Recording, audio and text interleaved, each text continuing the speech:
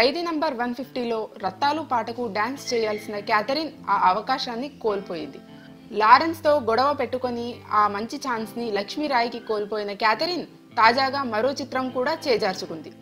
ప్రభుదేవాతో ఒక తమిళ చిత్రంలో హీరోయిన్గా నటించే అవకాశం క్యాథరిన్ని వరించింది.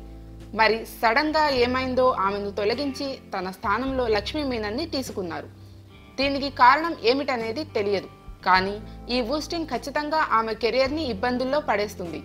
వరుసగా ఇలా ఒక హీరోయిన్ని తీసేస్తున్నారంటే ఇక ఆమెను తీసుకునేందుకు ఎవరూ ముందుకు రాకపోవచ్చు. కెరియర్ మొదట్లో ఏదీ కలిసి రాకపోయినా సరైనోడుతో సక్సెస్ సాధించిన క్యాథరిన్ ఆ విజయాన్ని క్యాష్ చేసుకోకుండా ఇలా వచ్చిన అవకాశాలని కాలదన్నుకుంటోంది. ఆమెకి యాటిట్యూడ్ ప్రాబ్లం ఉందని, సెట్స్లో మరీ పొగరుగా బిహేవ్ చేస్తుంటుందని రూమర్స్ ఉన్నాయి. సినీ రంగంలో లౌక్యం లేకపోతే కష్టమనే సంగతి క్యాథరిన్కి ఇంకా బోధపడకపోవడం ఏంటో మరి.